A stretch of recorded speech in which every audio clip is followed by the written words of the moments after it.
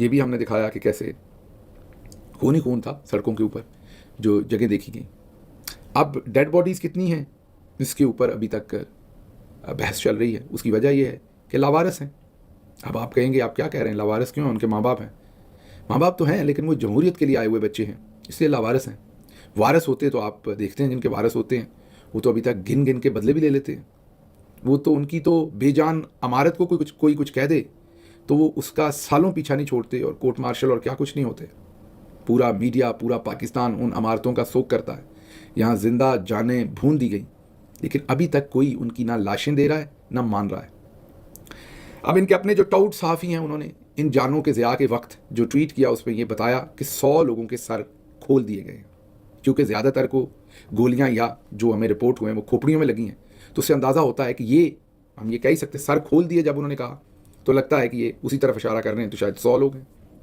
अब ग्राउंड पर मीडिया से बात करते हैं तो वो कहते हैं 100 से भी ज़्यादा हैं शायद। कोई कहता है नहीं 60-70 है, कोई कहता है 200 भी हैं। मुझे किसी ने मैसेज किया हुआ है, उसने कहा 200 है। अब अगर हम देखें तो जो पोली क्लिनिक की हमारे सामने लिस्ट है, उस लिस्ट में ज़ाहिर गवर्नमेंट का हॉस्पिटल है, बहुत सारे लोग वहाँ पर गोलियाँ खाकर आए, जो आए जो तो वहाँ पर शहीद होकर आए उनके बारे में उन्होंने लिख दिया। जो वहाँ पर आके बाद में शहीद हुए, उन्हें जब रिसीव किया तो वो जिंदा थे, तो हॉस्पिटल ने उन्हें गन शॉट लिखा। बाद में ज़ाहिर है वो जब उनकी वफात हुई, शहीद हुए, तो वो तो बाद में अपडेट होगा रिकॉर्ड। अब वो हॉस्पिटल कह रहा है कि हमारे पास कोई हलाकत नहीं है, कोई नहीं आया। फिर उसी वक्त कुछ सहाफ़ियों ने बताया कि बहुत सारी एम्बुलेंसेज आई हैं और डेड बॉडीज़ को लेके जा रही हैं। अब वो डेड बॉडीज़ नहीं मिल रही। बहुत सारे लोग, ये आपके सामने अब ट्वीट्स रख रहा हूँ मालाकंड से शायद या दूसरे इलाकों से, लोग जो हैं वो मिल नहीं रहे, उनके टेलीफोन नंबर्स दिए जा रहे हैं, वो लापता हैं। अब हो सकता है इनमें से कुछ मिल जाएं तो कल को हुकूमत ये कहेगी कि ये देखें झूठ बोल रहे हैं, ये कह रहे थे ये लापता है, ये शख्स तो मिल गया है। लेकिन आप सोच सकते हैं कि कितने सारे लोग जो हैं वो लापता हैं, कितनी सारी। एक हॉस्पिटल जो है उसमें 33 के करीब रिपोर्ट किया जा रहा है, 33 लाशें लेकर गई।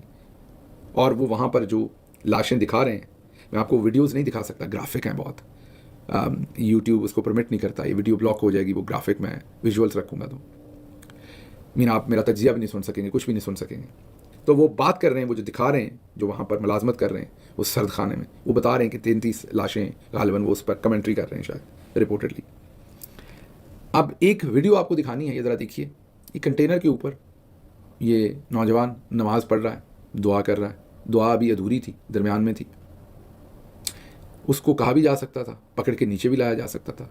चलें, ज़्यादा गुस्सा था, 2-4 लाठियाँ मार लेनी थी उसको, ये नहीं किया गया। उसको वहाँ से उठा के नीचे फेंका गया। वो बचा एक दफ़ा, जब फेंका गया तो उसने कंटेनर को हाथ डाला, लेकिन उसके गुस्सा बहुत था, उस पर गुस्सा बहुत था। शायद ऊपर चढ़ के नमाज़ पढ़ रहा था इसलिए गुस्सा था, या शायद जो मांगने आया था इस्लामाबाद में वो इतनी बड़ी चीज़ थी, इतना गुस्सा था, उस पर गुस्सा बहुत था। अब देखें, जब उसको गिराया है उसके बाद उसने हाथ डाले हैं उस कंटेनर को, उन हाथों को भी छुड़वाया गया है। गुस्सा था बहुत, नीचे गिरा है, रिपोर्टेडली सीधा गर्दन ज़मीन पे लगी है, गर्दन वहीं टूटी है, वहीं पर उसकी रिपोर्ट कर रहे हैं कि जान चली गई है। सीधी गोलियां, आंसू गैस, सब कुछ हुआ। अब्दुल कादर जो उससे पहले 26 नंबर चुंगी पर जिनको शहीद किया गया था, उनके भाई के आपने बयान सुन लिया था, उन्होंने बताया था कि कैसे उसके भाई को शहीद किया गया। अब उनके जनाजे के ऊपर एक पैगाम है, क्योंकि उनका गालिबन 7 साल का बच्चा है, उनका एक पैगाम है, वो ज़रा सुनिए। मेरे भाइयों दोस्तों, ये नौजवान इस मुल्क के लिए, इस कौम के लिए, अपने मुस्तकबिल के लिए, अपने बच्चों के मुस्तकबिल के लिए आज कुर्बान हो चुका है। सिर्फ इस पार्टी के लिए कुर्बान हो चुका है। मैं बता नहीं सकता कि इन जालिमों ने कितना जुल्म किया है हम पे। ये आज इसके बच्चे, 7 साल का बड़ा बच्चा है, वो अपने बाबा का खून किसके हाथ में तलाश करे? कौन जवाब देगा इसके खून का? कौन हिसाब देगा इसके खून का? कौन देखेगा इसके बच्चों को? क्या ये बच्चे इस रियासत के बच्चे नहीं है? क्या इस कौम के बच्चे नहीं है? ये जुल्म, ये जबर खुदारा बंद करें। ये अवाम के हकूक अवाम को दें। अवाम रोटी के लिए तरस रही है और आप अपने लोगों को मारने पे लगे हो। शर्म आनी चाहिए आप लोगों को। अल्लाह इस नौजवान की मग़फ़िरत करे, इस मुल्क को अल्लाह इन गाज़िबों से बचाए। सुन लिया आपने, ये उनके जनाजे की बात थी। अब आगे क्या होगा आप ये जानना चाहते होंगे। ये सब कुछ तो हो गया, मीन वहाँ पर जो कत्ल व गारत हुई और उसके बाद जब लोग डिस्पर्स हुए तो जो रिपोर्ट किया जा रहा है ग्राउंड से कि बुशरा बीबी को भी जाके कहा गया कि सारे लोग चले गए, वो वहाँ से जाना नहीं चाहती थी, जो मुझे इन्फॉर्मेशन है। अभी उन्होंने थोड़ी देर में एक प्रेस कॉन्फ्रेंस करनी है, वो करेंगी तो पता चलेगी वो जो बात बता रही हैं। उनकी बहन ने 2-3 ट्वीट किए हैं, बुशरा बीबी की बहन ने सुबह से, कि वो अपनी बहन से रब्ता करने की कोशिश कर रही हैं, उनसे बात नहीं हो रही उनकी। और जो मुझे ग्राउंड से जर्नलिस्टों से पता चला कि वो रात के 12:30-1 बजे तक वहीं थी। ये 10 बजे सब कुछ शुरू हुआ, ये कत्ल गारत, और वो 12:30-1 बजे तक वहीं थी। उसके बाद पता नहीं उन्हें अबडक्ट किया गया है, गिरफ्तार किया गया है, या उन्हें मिसगाइड किया गया कि सारे लोग चले गए यहाँ से, क्योंकि लोग उस टाइम वहाँ से तो निकले हैं बेचारे, गलियों में इधर उधर छुपे हैं जाके, सीधी गोलियाँ और ये सब कुछ चल रहा था। तो बहरहाल मुख्तसर ये है कि किसी ने ये कभी सोचा नहीं था कि जैसे जलियांवाला बाग में 1919 में 13 अप्रैल को हुआ, या जैसे 1989 में चाइना में हुआ था, ऐसा पाकिस्तान में होगा। ये किसी ने सोचा नहीं था। आप इसे बेवकूफ़ी कह लें, हमारा एतमाद कह लें, हमारी मिलिट्री के ऊपर हमें लगता है कि वो हमारा अपना इदारा है। मैं तो हर व्लॉग में कहता हूँ कि हमारा फ़ख्र है, लेकिन शायद हम उनका फ़ख्र नहीं है। तो ये सब कुछ हुआ। मैंने कल एक रिपोर्ट की थी आपको, जो रेंजर्स के एहलकारों की नमाज जनाजा की मैंने आपको तस्वीर दिखाई थी, और मैंने आपको कहा था कि इन तस्वीर से, और फिर मैंने एक वीडियो रखी थी जिसमें उन एहलकारों की जिस तरीके से जान गई थी वो सारा कुछ आपके सामने रखा था। उसके बावजूद मैंने कहा था कि अगर ये वीडियो सामने ना आती तो सोचिए हमारे साथ क्या किया जाता। मैं गलत था, वो वीडियो सामने आने के बाद भी हमारे साथ वही किया गया। मतलब हमारा कसूर नहीं था, लेकिन फिर भी वही किया गया। अच्छा, बात यहाँ नहीं ख़त्म हुई। बात अब ये है कि अब मुबैना तौर पर रिपोर्टेडली लाशें गायब की जा रही हैं, रिपोर्टेडली लाशें देने से इनकार किया जा रहा है। हॉस्पिटल कह रहे हैं यहाँ कोई फौती नहीं हुआ, लोग मिसिंग हैं, लोग अपने प्यारों को ढूंढते फिर रहे हैं। बहुत सारे लोग कहते हैं कि एहतजाज जो है वो जारी रखना है। एहतजाज एकदम से मुलतवी कर दिया गया, हमारी कोई कमेटी उस पर नहीं बैठी, हमारा कोई डिसीजन नहीं हुआ। मुझे नहीं पता कि वो जाहिर है हमारी जमात में से मेरा ख्याल शायद फिर कोई सीनियर्स ने उसे मुलतवी किया, उन्होंने अपने हिसाब से बेहतर फ़ैसला लिया। मेरे हिसाब से तो 2 पॉलिसीज़ होनी चाहिए, या मुफाहमत की या मज़ाहमत की। मैं अमूमी तौर पर आपको शायद लगता हॉकिश होगा, लेकिन मैं हूँ नहीं। मैं ये समझता हूँ कि पॉलिटिकल पार्टीज़ दोनों में से कोई एक स्ट्रेटजी ले सकती हैं जो उन्हें अच्छी लगे। और ये मैं हमेशा अपनी जमात में कहता रहता हूँ कि अगर आपने मुफाहमत की पॉलिसी लेनी है तो लीजिए, हम भी उसके साथ चलेंगे। हम हॉकिश तो नहीं है, हम कोई बदअमनी तो नहीं चाहते, या हम कोई लड़ाई लड़के अपने आप को हमेशा तकलीफ़ में तो नहीं चाहते। लेकिन उसके लिए आपको करना ये पड़ेगा कि जो जेल में बैठा शख्स है उसको जाके मनाना पड़ेगा। ये मैंने दोबारा पहले भी कहता रहता हूँ, कल मैंने दोबारा अपनी पार्टी में रखा, आज बल्कि सुबह मैंने ये कहा कि अगर आपने मुफाहमत करनी है या मुफाहमत की पॉलिसी लेनी है तो फिर आप जाइए और जेल में जाके इमरान खान से बात कीजिए और मुफाहमत की पॉलिसी पे चलिए, हम भी चलते हैं। अब इमरान खान साहब जेल में मेरा वीलॉग तो देखते नहीं, ना इमरान रियाज का देखते हैं, ना मोहित पीरज़ादा का देखते हैं, ना किसी और का। जेल के अंदर तो वो ज़्यादा से ज़्यादा डॉन या एक्सप्रेस ट्रिब्यून पढ़ सकते हैं, या इमरान खान साहब पार्टी के जो लोगों ने मिलने जाते हैं उनसे मिलते हैं। अब होता क्या है कि उसमें एक्सप्रेस में या डॉन में तो ऐसा कुछ नहीं छपता जो इमरान खान साहब को मोटिवेट करता होगा। तो हमारे लोग जाते हैं, जब वहाँ से बाहर निकलते हैं तो तगड़े बयान देते हैं कि मुज़ाहमत होगी। इमरान खान साहब अंदर से कहते हैं कि एहतजाज होगा। तो अब मेरे ख्याल से तो अगर मुफाहमत की पॉलिसी आपने अपनानी है तो अंदर उनको बताना चाहिए कि जी हमने एहतजाज नहीं करना, हम नहीं कर सकते, या हम इस पर हमें लगता है कि ये दुरुस्त पॉलिसी नहीं है। और अगर आप उनके साथ वहाँ पर ये कहते हैं कि दुरुस्त पॉलिसी नहीं है और वो फिर भी कहते हैं नहीं मैंने तो करना है, तो आप कह सकते हैं कि जी फिर मेरा साथ नहीं है, क्योंकि मैं नहीं समझता कि ये दुरुस्त पॉलिसी है, तो मैं छोड़ के जा रहा हूँ, अल्लाह हाफिज़ मेरा, क्योंकि ऑक्सीजन तो नहीं है ना। एक पॉलिटिकल पार्टी है, एक नज़रिया है। अब लीडर कह रहा है कि मज़ाहमत करनी है, एहतजाज करना है माफ़ कीजिएगा, आपको लगता है कि ये पॉलिसी ठीक नहीं है, तो आप कहें जी मुझे पास नहीं आती, मैं जा रहा हूँ।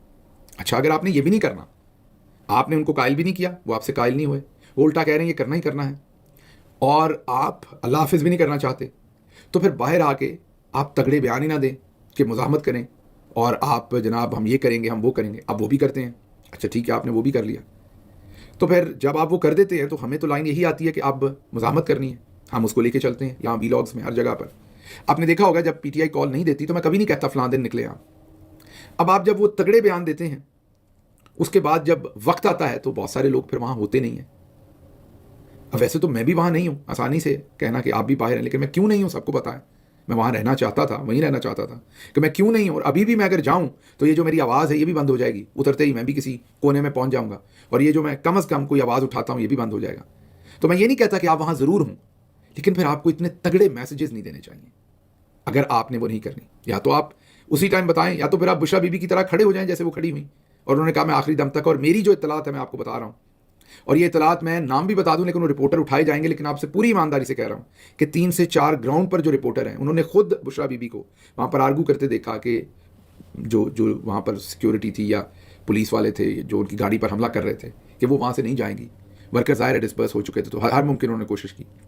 तो मैं किसी को मोर्द इल्ज़ाम नहीं ठहरा रहा, मैं सिर्फ ये कह रहा हूँ कि जितने भी हमारी पार्टी के सीनियर लोग हैं, या तो वो खान साहब को मना लें मफाहमत पर, और अगर खान साहब उनकी बात नहीं मानते, NRO नहीं लेना चाहते, तो हम तो खान के साथ खड़े हैं। तो जब वो नहीं मानते तो फिर आपके पास 2 रास्ते हैं कि आप साइड पे हो जाएं, आप कहें कि जी आपकी बात हमारी समझ में नहीं आती। अगर आपने वो भी नहीं करना और तगड़े मैसेज भी रिकॉर्ड करने, तो फिर आपको मज़ाहमत करनी भी चाहिए। ये हम हर तरह का काम तो नहीं कर सकते। तो बहरहाल अब ज़्यादातर लोग जब मैं देखता हूँ तो वो कहते हैं कि वो जी आप डी चौक में गए इसलिए ये हुआ। तो मैं कई दोस्तों से ये सवाल पूछता हूँ कि 25 मई 2022 को हम डी चौक नहीं गए थे तो फैसल हमारा वर्कर था लाहौर में, उसे शहीद कर दिया गया। क्या तब हम डी चौक में थे? उसी 25 मई 2022 में तकरीबन कटी पहाड़ी पर हमारे 2 लोग शहीद हुए थे कंटेनर हटाते हुए। तारुल कादरी साहब अपने घर के अंदर थे मॉडल टाउन में, वो किसी डी चौक वो मॉल रोड के कहीं नहीं थे, अपने घर के अंदर थे। उनके घर के अंदर जाके हामला औरतों के मुंह में गोलियां मारकर वहाँ पर शहीद कर दिया गया था।